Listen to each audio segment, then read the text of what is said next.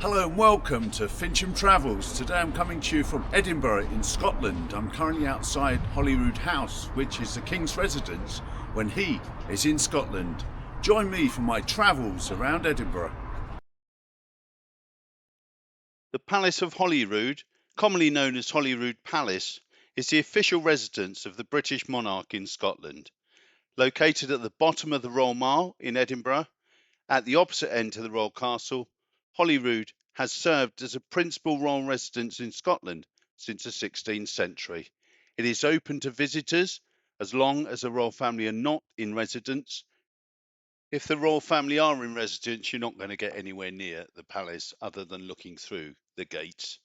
Prices for entry into the palace: £21 for an adult at the time of filming, 18 to 24-year-old £13.50, a child between 5 and 17 £10.50. If you're disabled, you're getting a concession of £10.50, and an access companion is free. Under 5s are free too. Well worth a visit. I didn't go in this time because I've been to Edinburgh before and I have been in the palace before, and it is well worth a view. So if you're wanting to go to Holyrood Palace, bottom of the Royal Mile, easy walking distance, and enjoy yourselves in the palace. Plenty of history in the palace. If you're a royal fan, then plenty in there as well about the royal family. Do enjoy. There is a cafeteria there too, which looks like a conservatory. You're welcome to go in there and have food and drink before or after your visit. This is a booth where you buy your tickets for entrance. I would suggest you buy them online to get a greater discount. Ticket prices are coming up soon. I hope you can see those.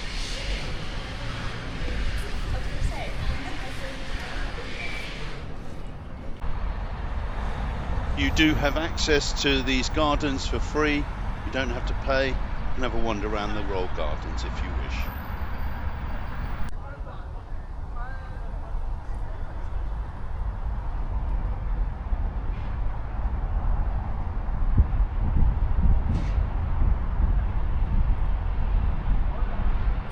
There are plenty of things to do in Edinburgh.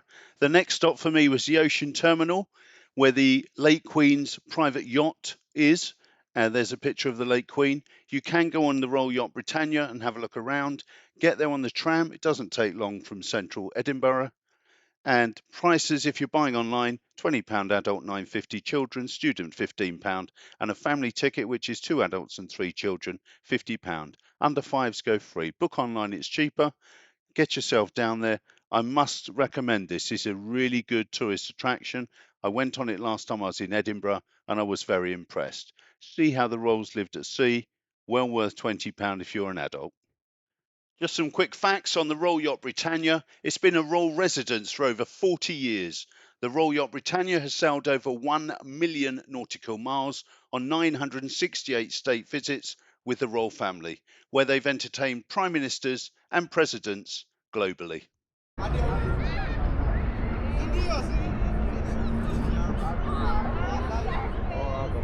I would recommend using the trams around Edinburgh. They're so easy, and if you're travelling from the airport, you may be able to include your day pass in that too. So remember that to save yourself some money.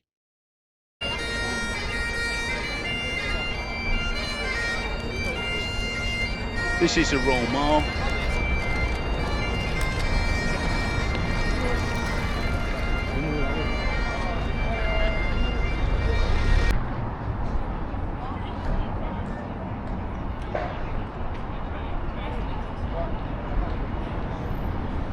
I took a stroll around the streets of Edinburgh. This is centrally located, and then I made my way up to the castle, which is up on the hill.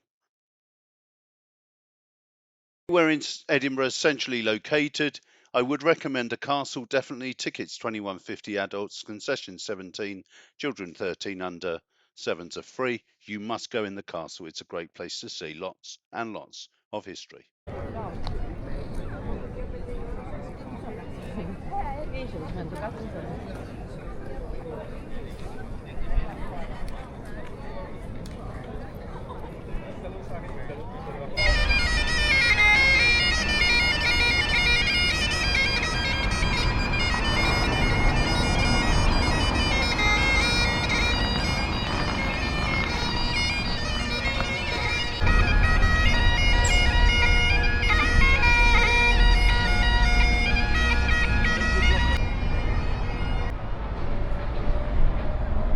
This is New College.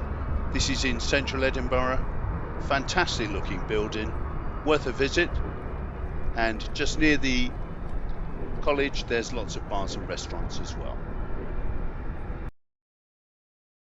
You'll find lots of shortcuts as well through these tunnels around Edinburgh, make it easy for you to get from one side of the city to the other.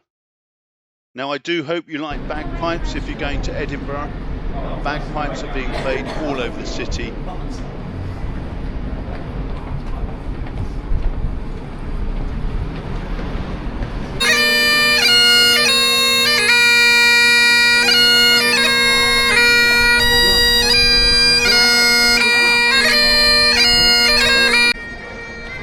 Now, this is St Giles Cathedral, which is in Parliament Square, just off the high street of Edinburgh, and this is near the Royal Mile, so very central location and easy to access.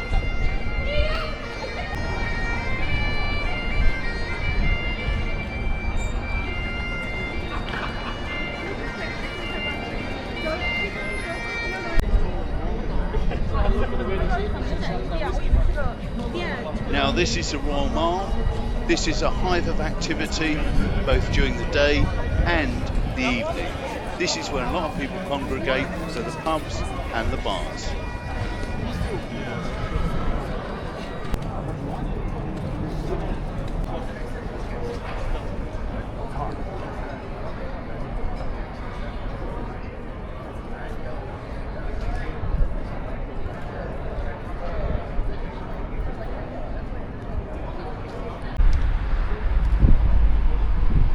So last time I went to Edinburgh, I didn't really get out of the city, so I decided to take a tour on a bus around the city. And there's plenty of things to do and see on this bus. It's hop on, hop off, so plenty of things to do. This is the Dynamic Earth, which is Edinburgh's world-class science centre. So if you're into your science, you can get off here and have a look around, and then get back on the bus and go to see more sights around Edinburgh. Again, this bus takes you on the outskirts of Edinburgh. There's lots of parks and walkways. So if you want to get away from the city for a few hours, this is the park and walkway, and you can get some fresh air out of the city and get some peace and quiet. I would recommend one of the hop-on, hop-off buses in Edinburgh. They take you around the whole of Edinburgh. Well worth it, great value for money. And as you can see, you even see the castle on the hill. Just be aware of the weather in Edinburgh. You can get 4 seasons in one day. It can be very random, the weather. It can be warm one hour and cold the next. So just wrap up, be ready for the weather. Even in the summer, it can get cold in the evenings. But glorious city, well worth a visit, and you'll have a lot of fun in Edinburgh.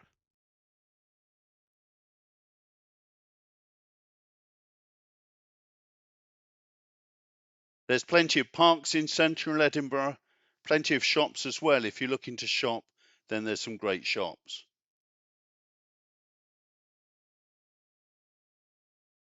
Princess Street is one of the oldest streets for shopping.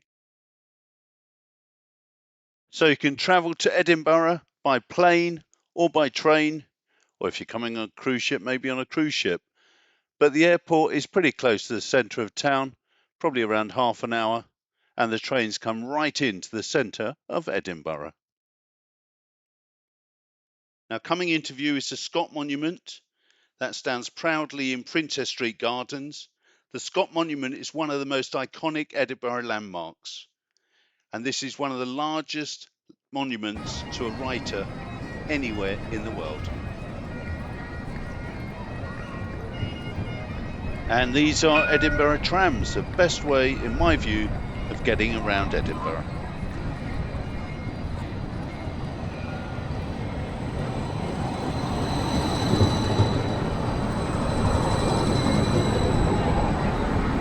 Now this is Moultrie's Walk.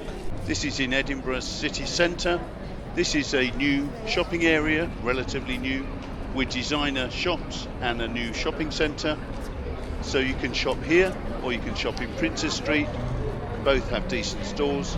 This is where you've got plenty of designer stores if that's what you're into. Nearest tram station is St Andrew Square. Now I was heading back to the airport on the tram and went past the Murrayfield Rugby Stadium, home of Scottish rugby, and many a battle has been fought there between the Scottish and the English. Great stadium.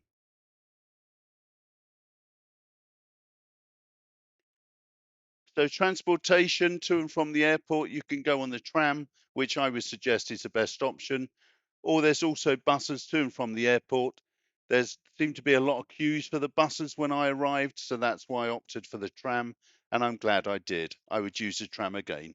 As you can see, departures and arrivals are pretty close to the buses and the trams. So that's Edinburgh done. I hope you enjoyed it as much as I did. Until next time on Fincham Travels, take care. Bye bye.